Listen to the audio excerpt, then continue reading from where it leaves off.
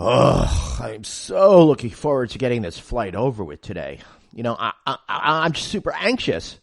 Good thing I have my emotional support animal with me. Sir, you know that's an elephant, right? Sure is. You know, Jumbo here not only relaxes me, but he's my best friend. And he's pumped to get his complimentary peanuts. He gets very upset when he doesn't get his peanuts. Do you live, eat, and sleep the hotel industry? Looking to brush up on your game? You've come to the right place. Welcome to No Vacancy, the hospitality industry's #1 podcast, with your host, Glenn Hausman.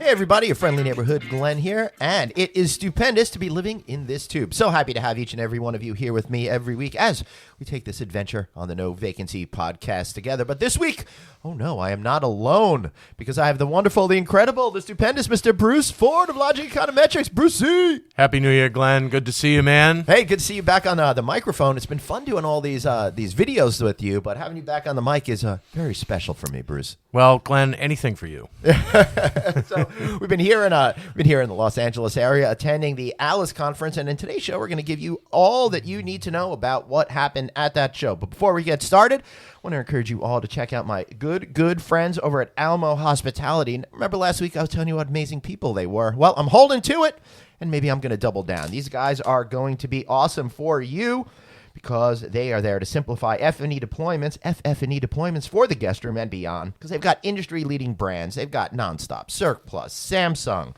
all of the brands that you like, Magic Chef. I could go on and on and on. But just check them out at hospitality.almoproav.com. That's hospitality.almoproav.com. And be sure to check out their outdoor furniture line, Cape Soleil. Really cool stuff, and I'm looking forward to seeing it appear in a lot of different hotels. Brand new line that they launched last year. You're going to absolutely love it. One other thing I did love today, Bruce Ford, was going to that conference the last 2 days. Man, was that ALIS a very, very busy, high-energy event. Well, they said they had more attendees this year than ever before, over 3,000. Yep. It was obviously interesting being in Los Angeles with Kobe Bryant passing away. That kind of had an effect on some people, for certain. I think a lot of people in the business like sports, and obviously we're right here at the Staples Center in Los Angeles. Big makeshift memorial outside. Thousands coming in to converge on it. Yeah, so it was on people's mind, and it also brings people full circle too, because in the hotel business we travel a lot. We're away from our families a lot, right? And it gets people really trying to gain some perspective on what that kind of stuff means, because Kobe flew helicopters because he wanted to be home more often, and so certainly drew a little bit of an interesting comparison. But I think I'm still walking away, Glenn, from the ALIS conference with kind of what I thought going in, which was some people are kind of deciding not to decide still. Right. They're still kind of, let's let some things play out. We'll wait for that shoe to drop. I'm getting tired of that. Honestly. Well, it's when you're in nosebleed territory for operating performance, it's kind of like we're making so much money that we're just going to kind of sit here and continue to collect. But what you're kind of indicating is there's some sort of operational paralysis out there that's happening too, and it seems to be a little bit more than the typical paralysis we see when saying, oh, we have to wait till the next presidential election kind of thing, and then we're going to see what happens. There seems to be a lot of fits and starts. But that being said, Bruce, I felt like there was a lot of positive energy at this event. I feel like maybe perhaps, and we'll see if you disagree with me, that people are starting to say, well, you know what, maybe this is the new normal. After complaining over the last few years that the downturn is coming, maybe things won't be a traditional downturn as we've seen in the entire history of our business. Well, I think owners and management companies are still very satisfied with their portfolio performance. It's still looking pretty good. They're still feeling that, that their hotels are doing well. I think they're trying to leverage some financial opportunity that's out there through refinancing, through some new debt. I think I heard quite a bit about that today. It's some of the money panels that were at the end of the conference today. People really trying to leverage the opportunity of really peak valuations on their properties, which they should. It's the responsible thing to do. But we've been just cutting expenses so much in the business, and I think that angle of approach is probably done. Yeah, I'm not sure expenses can be cut a lot more.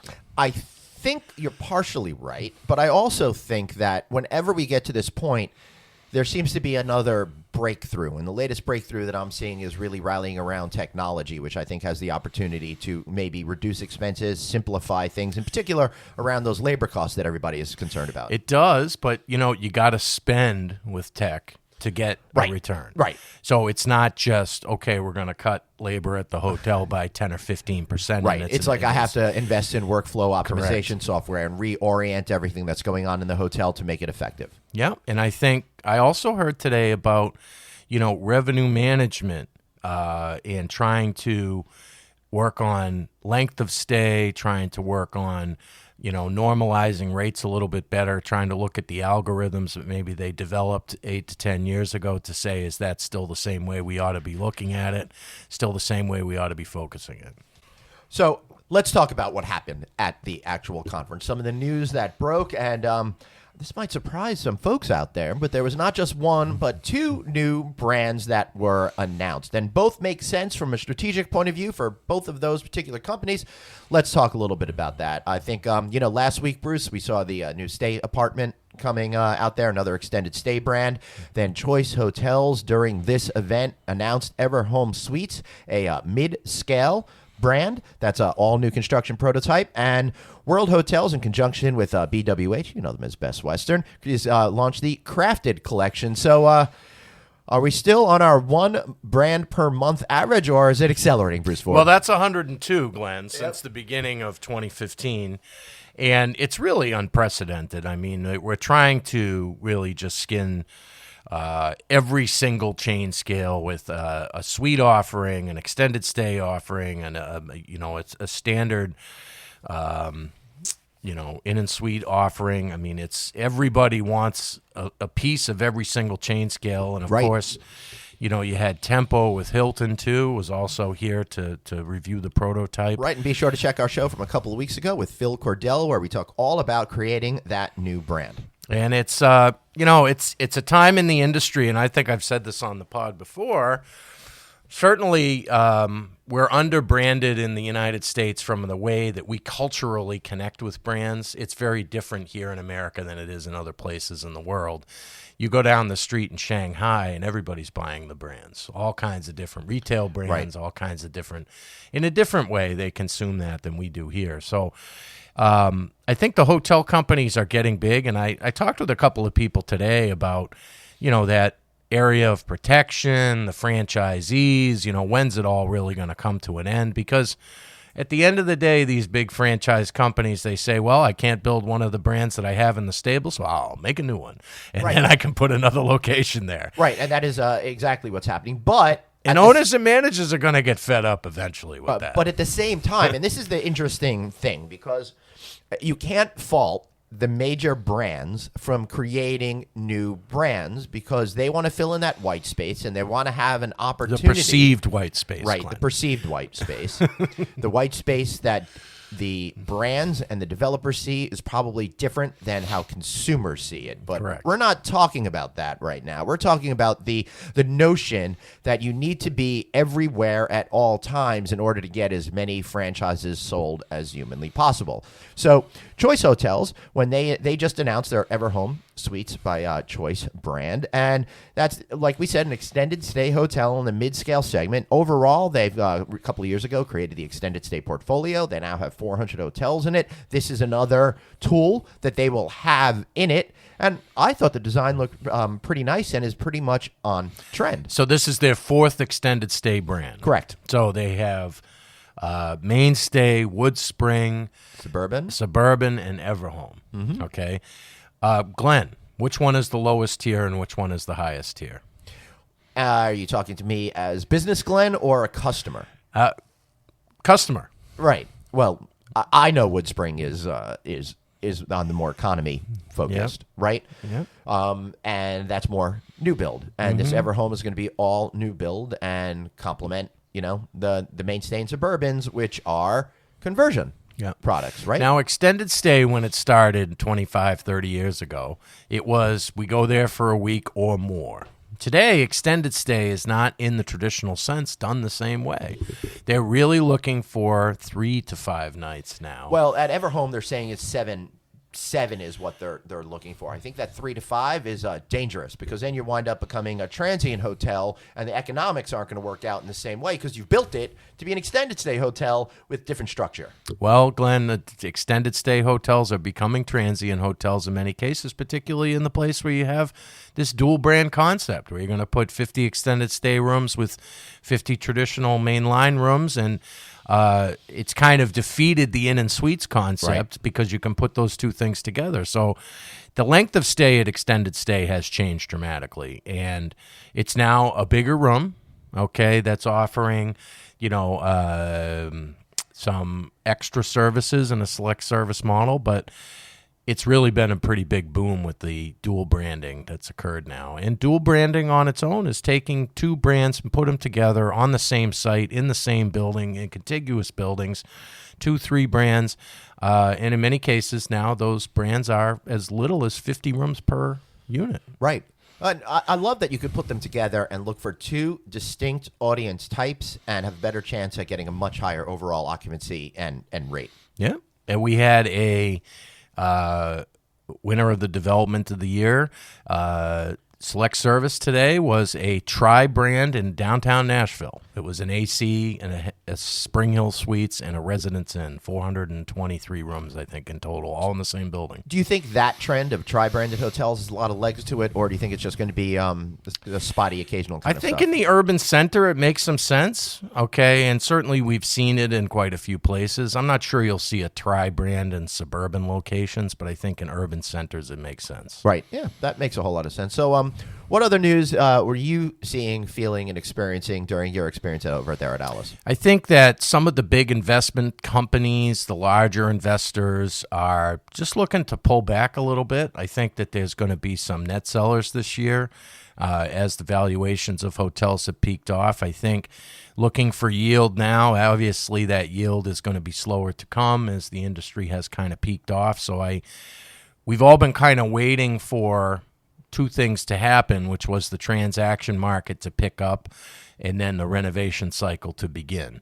And that renovation cycle, I think, with the tariff resolutions, as much as we can say that it is a resolution today, I think will kick off in 2020, and I would expect we're going to be in a big renovation cycle the next couple of years. We're going to see some divestitures from the large investment companies, but still a lot of money chasing hotels and a lot of debt chasing hotels at inexpensive rates, historically inexpensive. So what is that going to mean for the overall health, do you think, of the hospitality business? I think, you probably are looking at your investment to say, if I haven't been affected by new supply, I should be preparing because it's going to be an effect. So I think from an operating standpoint, you've begun to accept that we're not going to reach the peak numbers that we did. We're trying to maintain our NOI in the best way that we can.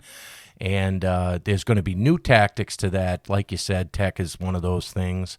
But I think also energy management is kind of part of that tech. And I think efficiency, too, is, we have some companies now that are talking about more efficient ways to heat and cool your hotel and do that, in these older buildings. That can be a big undertaking. Yeah, and thinking about the big undertaking, I was staying at the Mayfair Hotel this week. That's just on the other end of a massive reinvention where they took an old building, and in order to bring it up to today's expectations, they had to change everything with wiring and HVAC and all of that. That's a Herculean effort that takes a lot of time and money. And it takes a long time to get a return from that. Right. So that very, very deep renovation, it really isn't out there today.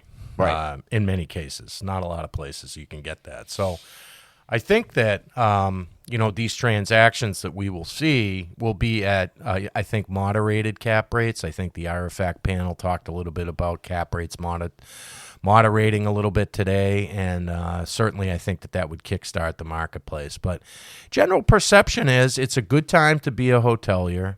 I think you're kind of trying to look more 5 years ahead now, as your expectations are as the next 1 to 2 years will be somewhat soft and somewhat uncertain. There's no accelerating downturn on the horizon, but as a softness certainly that a lot of people relate to. That's absolutely sure. And I really feel that everybody was in pretty good spirits. They're looking at some of the challenges they have ahead, like the ever-increasing high costs of labor and goods and services that are coming to their hotel, but taking it in stride and saying, hey, we can deal with this. We can figure out new solutions. We can be more efficient. Well, 100%, Glenn.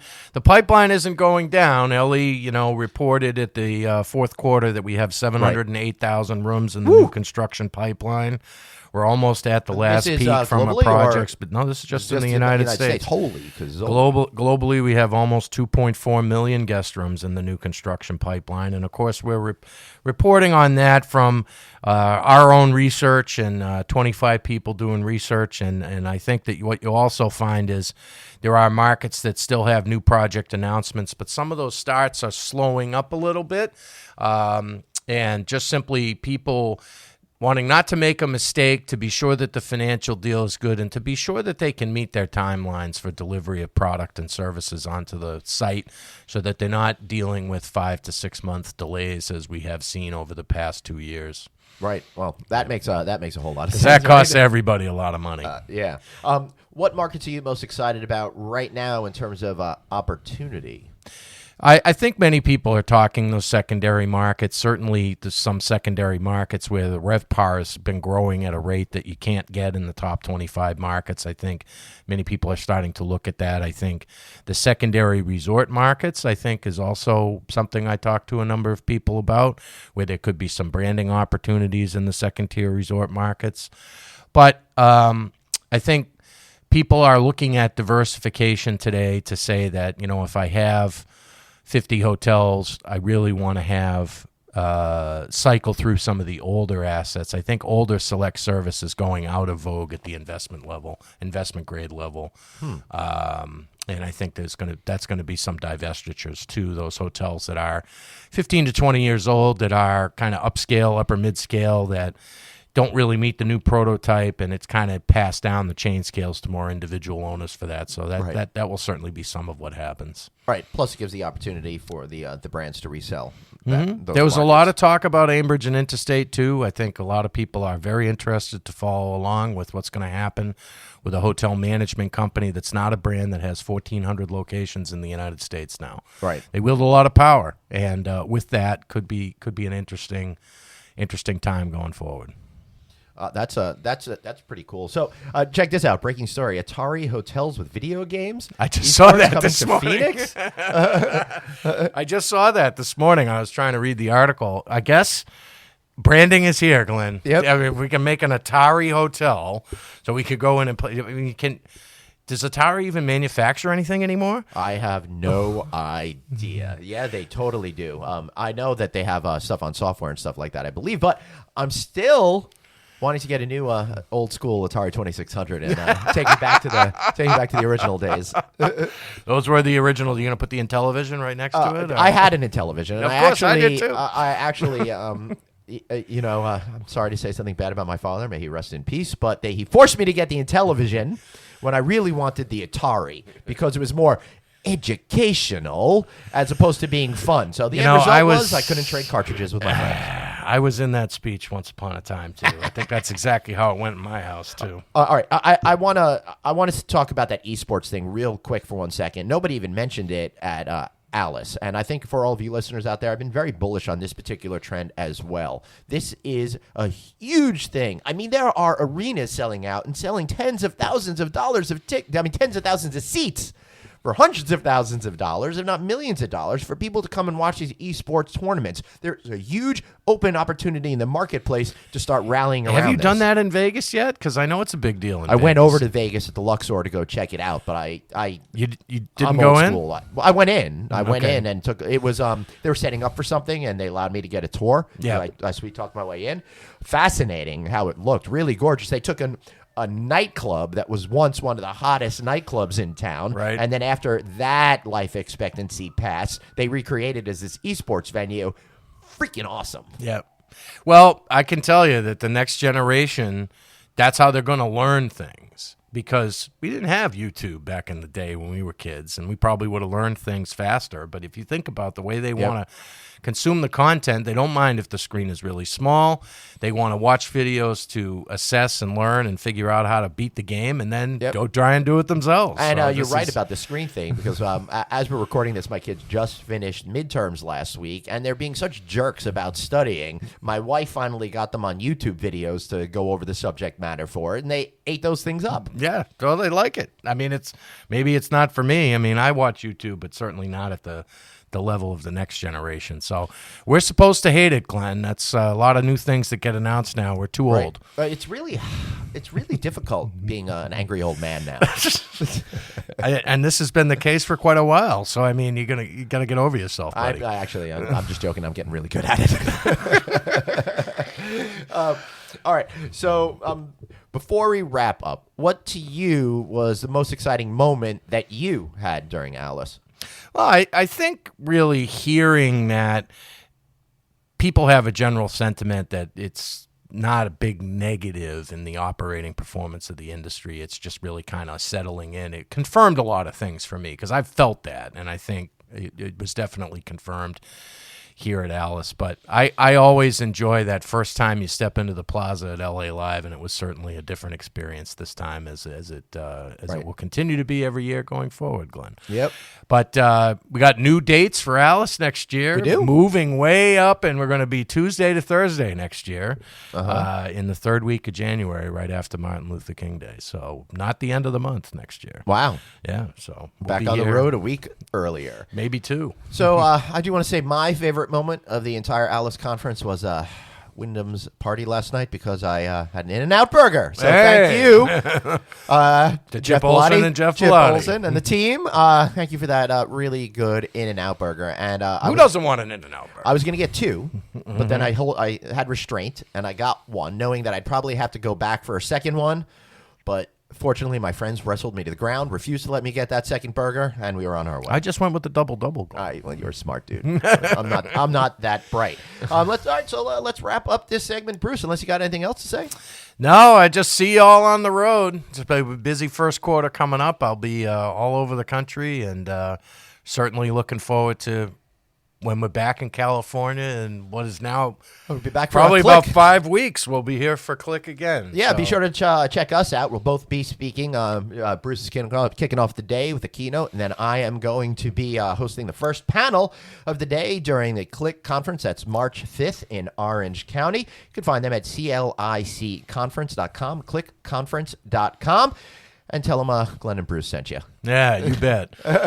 All right, so let's wrap this segment up now. In our next segment, I'm really excited because we've got Ron Pohl. He's the COO of Best Western Hotels. And yeah, we're going to talk about that new brand. We're going to talk about all the other stuff about how they've been really changing the company, the direction that they're moving into, and what we can expect for them next. That's right on the other side of this commercial break. So until then, I want to say, Bruce, great seeing you. Cheers to all. Thanks, Glenn. Remember, guys, you've got one life, so blaze on. See you next time. Have a question for your host, Glenn? Tweet him now at Traveling Glenn. No Vacancy, the hospitality industry's #1 podcast. We'll be right back.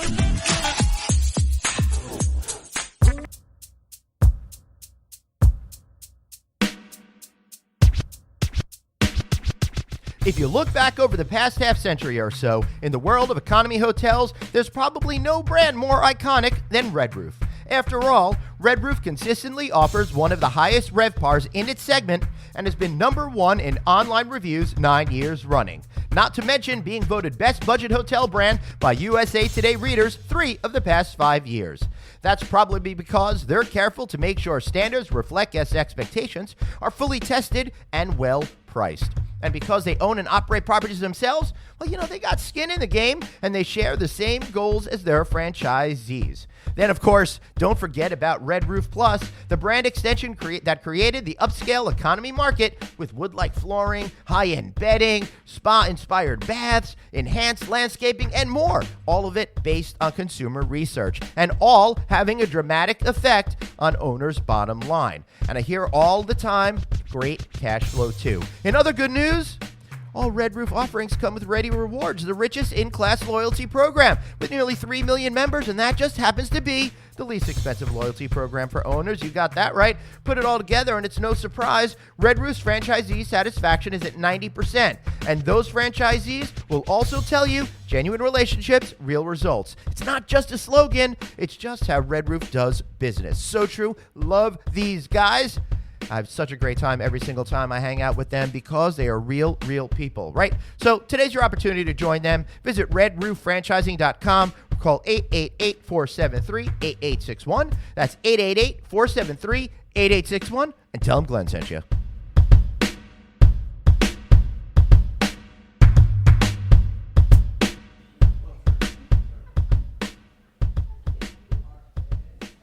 And welcome back to the No Vacancy Podcast with me, your host, Glenn Hausman. I'm super excited today because we have been at ALIS all week. I'm on my last bit of energy over here, but I couldn't give up and go home without getting a chance to talk to Mr. Ron Pohl, COO of Best Western. Dude, great to see you, man. Good to see you. It sounds like you still got a lot of energy left. Well, it's all smoke and mirrors, sir, because, right. I am so exhausted after last night. Last night was a crazy kind of a day, 8 a.m. to midnight kind of day, on your feet all day. You've done that 1,000 times. Well, you're a millennial, so you can keep doing I am that. not a millennial, but thank you so much for thinking that. I am an old Gen Xer. But what are you going to do about that? Yeah. So, you guys are here. It's a big, important event because it's the kickoff to the whole year, right? You want to set the tone right. How do you approach an event such as ALIS? Well, ALIS is traditionally one of our best events. So right. we're always ramped up for this conference and always try to provide something new with the audience that you have here, as many other brands do. So we're just excited about where we ended 2019, and 2020 looks like a very promising year. So it does look a promising year, and you guys are coming out of the gate. You've had the World Hotels. You guys kind of digested that. I feel like you're getting your rhythm now. Now it's time to move a little bit forward on that. So you guys are creating a new brand out there, right? Well, we are. World Hotels today has 3 brands: luxury, elite, and distinctive. But we thought that there's a segment there. I need something that's crafted just for me. What a great idea! We'll take that to heart. We'll call it the Crafted Collection, Glenn. I love it. I'm totally taking credit for that, even though there's paperwork in front of me. Yeah, so it's really meant to play to owners. Right. Hotels, in their local market, create that local flair, and let them really create something unique and personal to them in the operation. And when you do that, you have a group of people on staff that truly embrace the whole concept and really make it different. And that's what it's all about. It really is. And I love it because it seems to me you're heading more towards unique experiences, personalization, trying to figure out ways to break through the homogeneity that I'm seeing out there in the market. Well, and you're seeing that in all segments of the industry, and we did that, this past year with Sadie and Aiden to do that, and even to some extent in our economy brand with SureStay, we've got a soft brand within that because it's something that was never offered before, and it exists out there. There's demand for that. Yeah. So it's fun to be able to be more creative with these brands instead of just the same cookie cutter approach to the business. Do you get to get involved in helping develop these things as well? Oh no, absolutely. Yeah. We just sit down and kind of talk about conceptually what we actually start with a matrix of where the gaps are from all of the different brands that we offer, 17 now going to 18, That's unbelievable. and fill those boxes because they're all niche and they're not pulling business from each other. They're attracting more business into the brand. So there's, we got a long way to go to catch up to Marriott with, 30 brands or whatever. I know, it's pretty crazy. But honestly, if you were to ask anybody from that company to name all their brands, I bet you they'd be hard-pressed to do that. If I had 30 kids, I'd have a hard time remembering all of their names.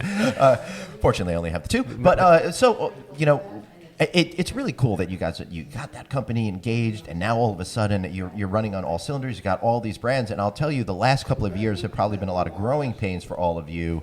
I know I've seen some more gray hairs come out on some of you guys, but you're through it now, right? So what is that? How does that position you for 2020 and beyond? What are you thinking about? Did you get to take a good vacation and just relax for a little while? We did. We all committed to doing that at the end of the year. So, like I said, we came into January pretty fired up, and now it's about execution. So we have all these tremendous brands.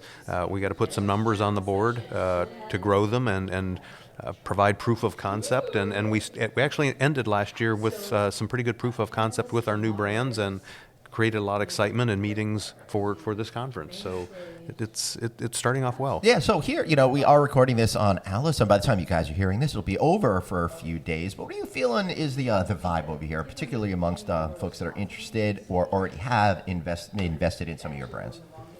Well, I think most importantly is that the economy is still strong, demand is still there, and my opinion is even with RevPAR being flat, it's still at record high. So not bad is good. So that's what we're hearing, and people still want to develop hotels. There's still opportunities, but it's going to be more conversion than new construction. Right, absolutely. So, and Ron, I got to tell you, you've got a good positive attitude about that, because I think people get too depressed too quickly, because you're right, even if it's flat, it's still amazing. And I don't think people really get after 10 years that math starts to work against you. You can't have the same amount of percentage gains because the dollar value for each point is so much more when you're talking about RevPAR, right? You're absolutely right. And where the industry is feeling the squeeze is in cost to operate the business. Right. So, that being said, while we're looking at the growth of these new brands, we're spending equal amount of time to say, what can we do to positively impact the flow through for these hotels? Right. Where can we reduce cost? And, quite honestly, I've always had the philosophy that if it's not important to the customer, why are we doing it? Yeah. So let's look for those things that we can remove out of the operations and or just reduce the amenity creep, and they'll maintain the profitability. I love that attitude, but the question is, how do you actually define what customers need as opposed to claiming what they need? Because I don't think those two things are, exactly the same. That's true, but you can look at something as simple as, what's the collateral in a guest room? Right. It all has a cost. It might not be huge, but do you need it? Do customers pay attention to it or look at it, or just push it out of the way? That's exactly what I do in all the rooms. Nothing personal, Right. But I'm already in your hotel. Right. And when you go down to the breakfast, Right. are there elements on there that we have it on there because we think we need to? Yeah, all or those because the healthy items. competition does? Right, yeah. Who eats those? But, it's a muffin a day is, you get rid of it and it saves cost. Right. So we're not leaving any stone unturned as to how can we help hotels maintain a level of profitability. So how does that process work for you folks? Do you say, hey, owners, this is what you're thinking? Do you poll guests? How does it all work? We certainly, Medallia is one of our main forms of feedback that we receive from the customer, so we know that. But our operators know very, very well. So we have advisory committees that we meet with and say, okay, so let's dig into this. What are you seeing? Where can we positively make some changes here, up to and including renegotiating contracts for vendors? Right. How much does a hairdryer cost? Well, if we can cut that down by $3 or $4, it adds up. And we're going through all of the highest volume areas of a hotel to see what we can do to reduce that price. And that's just smart business sense. Yep. I think in fat times, people get fat, and it's really easy not to see all of those costs increase. Now, to be fair, you vendors out there, you deserve to earn a good living as well. We all work really hard, but when you start to lose track of it, it has the tendency to go up a lot higher. So I love that you're reevaluating every piece of your business. And the other area that in the past has been an expense for an additional expense for a hotel is the whole sustainability effort. But today, it actually is more cost effective to implement some of these programs. So where is that opportunity? Bulk amenities, sure, that's kind of a given. Right. We know that, but there's other operational efficiencies within the hotel that it's not only the smart thing to do, it's the right thing to do.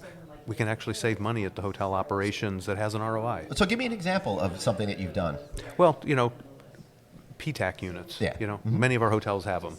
They have newer, high efficiency units that reduce the energy cost significantly, and it might be a 12, 18, 24 month ROI, but energy costs aren't going down. No, ever. they're not. And honestly, up to 24 months is pretty reasonable ROI for a project like that. Absolutely. Right? So, and even providing a better quality experience because now they bring in fresh air. It's not recirculated air. So there's a lot of positives that are happening from technology perspective that also, again, is sustainable and provides better operating performance. So how do you clearly get the owners of your hotels to understand that sometimes spending a little bit more is going to yield them better results in the long run? Again, they're smart operators. They Yeah. know, but we take time at our district meetings each year to share the latest information Yeah. that we have as it relates to that. We have trade shows at those meetings, and we ask the vendors that we're really focused on changing direction to be there and to provide that information. Once they review it and understand it, it just makes good business sense. Yeah, and I think that you guys, you have so many long-term members within the organization that my hunch, and not my hunch, I've seen it. They're pretty honest and straightforward with you guys. They tell us exactly what they need and what they don't. So, Yeah. and that's what really strengthens the relationship, quite honestly. Yeah. And how does that help you when they're just super truthful with you? Because I think we live in a society where people are not direct enough, and it really bothers me. Being a New York guy, I get accused of being direct all the time. I'm like, am I supposed to be another way? Am I not supposed to tell I'm you? surprised you're still alive. Yeah, right. Yeah. So, I mean, I'm sure there's some sort of, it's an emotional vulnerability that you're putting out there for people to actually tell you the way it is. But sometimes you need to hear these things, right? You do, and you don't. It's not personal ever. No. It's just, hey, here's the reality of what we're living, and if you're not aware of it, you need to be. Right. And How about this?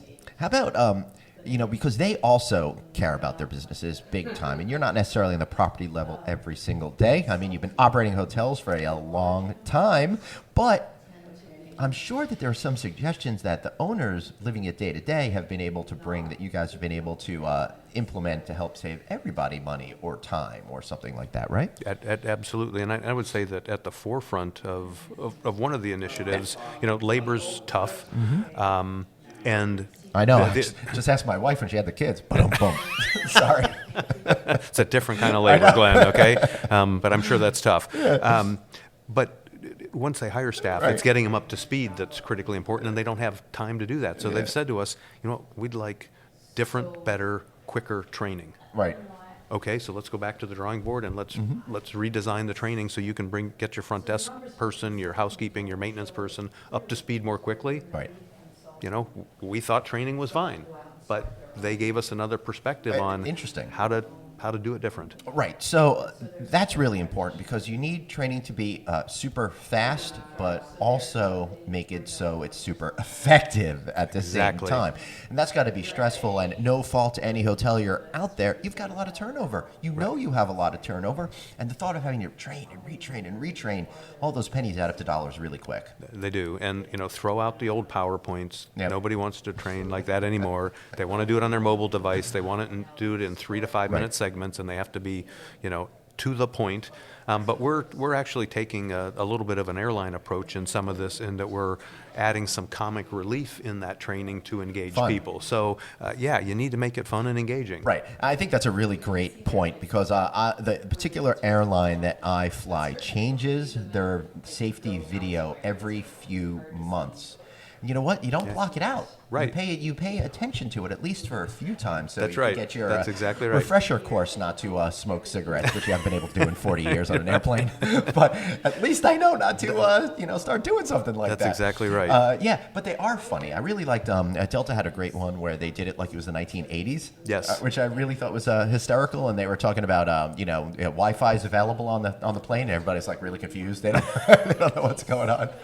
So I really like that. Sometimes they'll do throwbacks to older videos that they have. So clever, because I think humor is such an engaging way to educate people, because my mantra is educate, empower, entertain over here, and if you can find ways to entertain people, I think they pick up a lot of that knowledge much faster. And they remember it. Right. And they remember it. And that's what's most important. So what's the secret to good training videos and modules for you to be able to balance the entertainment quality with the nuts and bolts necessities that they need to learn? Well, I really think it's not getting too far in the weeds with it. Right. You have to help people understand what the what the goal or intent of the training is, and be very specific to that, and then let them practice it. Right. You know, when we rolled out our avatar training, which allows real life scenarios, it was because they could engage and make mistakes, and it was okay. You know, Right. and then they practiced and got better, like everything else. But that engagement is really just the critical piece of that. But short segments. Don't try to teach them how to be a front desk clerk in one training setting. You know, Right. Teach them how to sell to a walk-in in a trading setting. Right. Teach them how to, deal with an upset customer in some fashion, but only in one. Don't try to be comprehensive in that. So it's just short learning sessions. Yeah. All right. So let's just switch tacks a little bit. Yeah. I want to talk about what you guys are doing with on the development side, right? We've already talked about all the brands that you've been putting out there. Any update on how some of these guys are doing out there? Well, again, we're at a time in the economic cycle that conversion is more popular than new construction. And Right. So let's just break that down for some of our maybe more 101 level listeners here. I think that land costs are going up significantly. The valuations of properties are going up. And I think that's making it a lot harder for certain developers to develop new properties in there, right? You always talk about the replacement costs on a thing, right? Right. And just the access to financing is very tight for new projects because they're much greater risk than a conversion. But what we're seeing now is, and just construction availability is difficult. So if we can, that's a really good point as well. It's tough, and we learn that firsthand in some of the projects that we're working on. But that said, to take an existing asset, make it look and feel boutique, can be accomplished in just about any segment in the business. Takes limited capital to really reposition that hotel, and the benefits are tremendous. And I'll give you an example. Yeah, we had a Best Western Plus hotel. It was our first Aiden conversion in Austin, Texas. Great city for everything demographics that you could imagine in a boutique segment. Yeah, for me, it's great barbecue and great live music. Absolutely. And those bats. And so, but the owner of that hotel was struggling to push rate any further. Right. So we said, how about this? Let's convert your hotel to boutique. Let's create this music theme throughout the property and reposition it as a Best Western Aiden.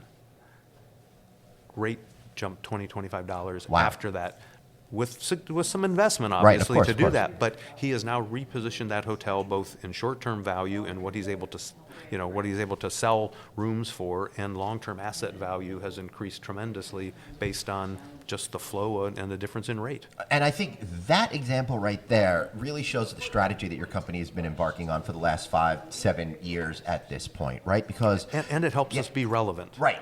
We're not Best Western of the past. Yes. And there's some legacy that follows that, but all of these new brands are intended to focus and attract new customers to the brand, the next generation of travelers, because we know that we all stayed at Best Western growing up. Oh yeah, for sure. And I hear that story from member after member and customer after customer, but it's these new brands that help us really reposition Best Western for the future. Yeah, and from the ownership point of view, it's great because we were just talking, guys. You heard at the beginning of the conversation, it's getting a lot harder to push rate. Things are flat, so maybe the opportunity is there by changing your approach, by converting to another in your family of brands. That's what I was getting at with this strategy. Now, all of a sudden, you have a lot of opportunities. It's not just about saying, hey, go from Best Western to a Plus or from a Plus to a Premier. Now it's like, hey, here's 15 more to choose from. Right, you're exactly right. Yeah. And the other element that we've seen obviously creep into this segment is beverage. Right. And, food and beverage was always a challenge in hotels because you lost money on it. Right. But now beverage with food is a little bit different. Right. I like how you're saying beverage with food as opposed to food and beverage. That's right, because they want drinks, they want a glass of wine, they want a cocktail, right. And there's all kinds of popular drinks out there today, but they want to be able to have one at the beginning of the night, at the end of the night, at a hotel, and it's highly profitable business. And you can throw a little bit of food in there at a low cost, appetizers, not full meals, that just put together that whole boutique experience that now they'll visit the hotel, they can have that service available, but they're still going to go out locally to enjoy the local flair and the market. So, and I think that's an important observation, because you can't go into the expectation of capturing that business every night, especially if you're out there using Austin as an example, creating a property that's more of the flavor of the neighborhood. The whole point is to be part of the neighborhood, not wall yourself off from the neighborhood, right? That's exactly right. At least in the the mid-scale to upper mid-scale segment, once you get into, world hotels and that, customers have a whole different expectation of when they come to the property. Right. They want everything. They want 24-hour food and beverage. They want, all of the things that segment demands. But within the mid-scale, upper mid-scale segment, it's new and unique and fun, and they still aren't breaking the bank that they can go out and enjoy Austin, a night on the town with... Maybe you could get your guy over at that property to give me some tips on how to get Franklin's barbecue, because I don't want to wait on that line at 4 Okay, a.m. well, I'm sure we could work that out, or he might have his own barbecue that... So, what are you most excited about in 2020 when it comes to your family of brands and the company in general? We came off of a record 2019 in all of our key performance measures. My excitement into 2020 is really opening more of these hotels. That's, again, operations at heart. It's nice to develop brands, but it's even more exciting to have them open and operating and be able to go out there and see them, and working with our members to really, again, make 2020 equally as successful as what 2019 is. One of the things that worry me, and I'm curious if other professionals like you worry about this sort of thing, you have a record year, you got to do it again. I mean, it's great to celebrate like that, but then it's got to be super stressful year after year after year to keep topping yourself. How do you have the mental acuity and strength to keep pushing forward and, going much farther than you believe you ever could? I think that it really all starts out with the competitive nature, right? And I don't think there's anyone that's more competitive than our team. And record years. I mean, we've had probably 5 record years in a row. Yeah. Now the economy, is certainly an element of that. So this year is going to be a little more challenging. But that said, it's if you're running hard and fast and focused on it, you can still. You can still make it happen. Yeah, and one of the things is, sure, the economy has been hot for a number of years, but since that Great Recession, there's, I think, been a real systemic shift in our society, from a materialistic society to an experiential society, right? We talk about that stuff all of the time.